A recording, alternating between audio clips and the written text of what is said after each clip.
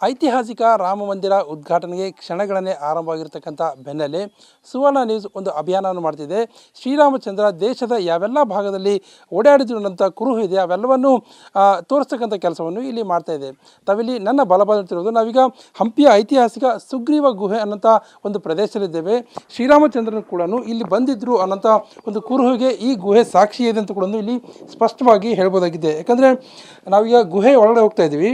ಇದು ಸುಗ್ರೀವ ಗುಹೆ ಏನಿದೆ ಈ ಪ್ರದೇಶದಲ್ಲಿ ಶ್ರೀರಾಮಚಂದ್ರನಿಗೆ ಸುಗ್ರೀವ ಸೀತಾಮಾತೆಯ ಒಂದಷ್ಟು ಆಭರಣಗಳು, ಅಂದರೆ ಸೀತಾಮಾತೆ ಏನು ಅಪಹರಣಕ್ಕೊಳಗಾಗ್ತಾಳೆ ಆ ಸಂದರ್ಭದಲ್ಲಿ ಅವರ ಆಭರಣಗಳು ಇಲ್ಲೆಲ್ಲ ಕಡೆ ಬಿದ್ದಿರ್ತವೆ. ಆ ಆಭರಣಗಳನ್ನು ಇದೇ ಗುಹೆಯೊಳಗೆ ಸುಗ್ರೀವನು ಶ್ರೀರಾಮಚಂದ್ರನಿಗೆ ನೀಡಿದ್ರು ಅನ್ನೋದಕ್ಕೆ ಈ ಗುಹೆ ಇಲ್ಲಿ ಸಾಕ್ಷಿಯಾಗಿದೆ ಅಂತ ಇಲ್ಲಿ ಸ್ಪಷ್ಟವಾಗಿ ಹೇಳ್ಬೋದಾಗಿದೆ.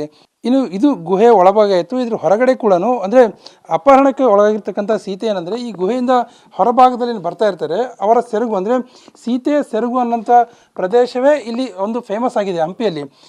ತಾವು ಈ ದೃಶ್ಯಗಳು ನೋಡ್ತಿರ್ಬೋದು. ಸೀತೆಯ ಸೆರಗು ಇಲ್ಲಿ ಹರಿದು ಹೋಗ್ತಾ ಇರ್ತದೆ. ಅಂದರೆ ಪುಷ್ಪಕ ವಿಮಾನದಲ್ಲಿ ಏನು ರಾವಣ ಅಪಹರಣ ಮಾಡ್ತಾ ಇರ್ತಾನೆ ಆ ಸಂದರ್ಭದಲ್ಲಿ ಸೀತೆಯ ಸೆರಗು ಈ ಬಂಡೆ ಮೇಲೆ ಜಾರ್ಕೊಂಡು ಹೋಗ್ತದಂತೆ. ಅದಕ್ಕಾಗಿ ಹಂಪಿಯಲ್ಲಿ ಸೀತೆಯ ಸೆರಗು ಅನ್ನೋಂಥ ಈ ಪ್ರದೇಶ ಕೂಡ ಸಾಕಷ್ಟು ಫೇಮಸ್ ಆಗಿದೆ. ಯಾಕಂದರೆ ರಾಮಾಯಣದ ಕಾಂಡದಲ್ಲಿ ಇದು ಕೂಡ ಒಂದು ಅಧ್ಯಾಯವಾಗಿದೆ. ಯಾಕಂದರೆ ಸೀತೆಯ ಅಪಹರಣಕ್ಕೊಳಗಂಥ ಸಂದರ್ಭದಲ್ಲಿ ಏನೆಲ್ಲ ಘಟನೆಗಳು ನಡೀತೀವೋ ಅದೆಲ್ಲದಕ್ಕೂ ಕೂಡ ಐತಿಹಾಸಿಕ ಹಂಪಿ ಸಾಕ್ಷಿಯಾಗಿದೆ ಅನ್ನೋದಕ್ಕೆ ಈ ಬೆಟ್ಟ ಗುಡ್ಡದಲ್ಲಿರ್ತಕ್ಕಂಥ ಈ ಕುರುಹುಗಳೇ ಸಾಕ್ಷಿ ಅಂತ ಹೇಳಿದರೂ ತಪ್ಪಾಗಲಿಕ್ಕಿಲ್ಲ. ಯಾಕಂದರೆ ಇಲ್ಲಿ ನಮಗೆ ಜೀವಂತ ಸಾಕ್ಷಿಯಾಗಿ ಸುಗ್ರೀವನ ಗುಹೆ ಇದೆ, ಅವರ ಪಾದುಕೆಗಳಿದ್ದಾವೆ, ಅದ್ರ ಜೊತೆಗೆ ಸೀತೆಯ ಸೆರಗು ಬಂಡೆಯ ಮೇಲೆ ಹಾದೋಗಿರ್ತಕ್ಕಂಥ ಈ ದೃಶ್ಯಾವಳಿಗೆ ಎಲ್ಲವೂ ಕೂಡ ಈ ಘಟನಾವಳಿಗೆ ಸಾಕ್ಷಿ ಇದೆ ಅನ್ನೋಂಥದ್ದನ್ನ ಸಾರಿ ನಾವು ಹೇಳ್ಬೋದಾಗಿದೆ. ಇನ್ನು ಈ ಬಗ್ಗೆ ಮಾತಾಡೋದಕ್ಕೆ ಸ್ಥಳೀಯರಾಗಿರ್ತಕ್ಕಂಥ ಹಿರಿಯ ಗೈಡ್ ನಮ್ಮ ಜೊತೆ ಇದ್ದಾರೆ. ಅವ್ರನ್ನ ಕೇಳಬನ್ನಿ, ಈ ಸ್ಥಳದ ಇತಿಹಾಸ ಏನಂತೇಳಿ.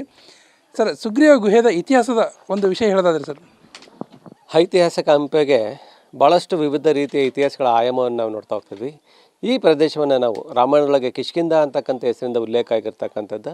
ಇದನ್ನು ವಾಲಿ ಮತ್ತು ಸುಗ್ರೀವರು ತಮ್ಮ ರಾಜಧಾನಿಯಾಗಿ ಅಳವಡಿಕೆ ಮಾಡ್ಕೊಳ್ತಾರೆ. ಏನು ವಾಲಿ ಅಪಾರ್ಥದಿಂದಾಗಿ ಸುಗ್ರೀವ ತನ್ನ ಹೆಂಡತಿಯಾಗಿರ್ತಕ್ಕಂಥ ರುಮೆಯನ್ನು ಕಳೆದುಕೊಂಡ ನಂತರ ಸಾಮ್ರಾಜ್ಯದಿಂದ ಭ್ರಷ್ಟನಾಗಿ ಆಂಜನೇಯ ಜಾಂಬವಂತಾದಿ ತನ್ನ ಮಂತ್ರಿಮಂಡಲಗಳ ಜೊತೆಗೆ ವಾಸದಕ್ಕೋಸ್ಕರ ಮಾತಂಗ ಮುನಿಗಳ ಆಶ್ರಮದ ಪರಿಧಿಯೊಳಗೆ ಅವನ ಆಶ್ರಯವನ್ನು ಪಡಿತಾನೆ. ಆ ಆಶ್ರಯವನ್ನು ಪಡಿತಕ್ಕಂಥ ಸ್ಥಳವಾಗಿ ನಾವು ಸುಗ್ರೀವ ಗುಹೆಯನ್ನು ನೋಡ್ತಾ ಹೋಗ್ತಿದ್ದೀವಿ.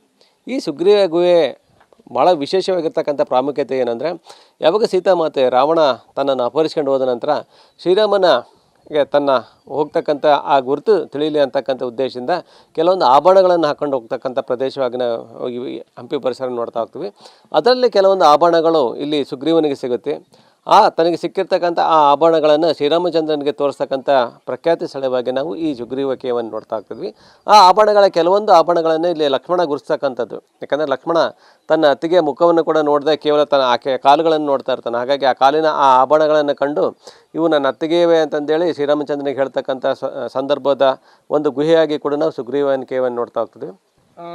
ಇದು ಇಲ್ಲಿರ್ತಕ್ಕಂಥ ಹಿರಿಯ ಗೈಡ್ ಹೇಳ್ತಕ್ಕಂಥ ಒಂದು ಮಾತು, ಸಾವಿರ ಕಥೆಗಳನ್ನು ರಾಮಾಯಣದ ಅಲ್ಲಲ್ಲಿ ಭಾಗಗಳು ಹಂಪಿಯಲ್ಲಿ ನಡೆದಿದ್ದೇವೆ.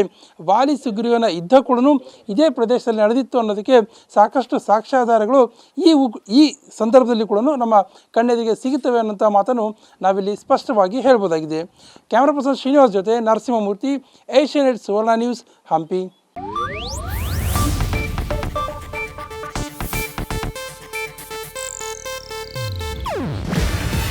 ಇದು ಏಷ್ಯಾನೆಟ್ ನ್ಯೂಸ್ ನೆಟ್ವರ್ಕ್ ಪ್ರಸ್ತುತಿ. ನೀವು ನೋಡ್ತಿದ್ದೀರಾ ಏಷ್ಯಾನೆಟ್ ಸುವರ್ಣ ನ್ಯೂಸ್.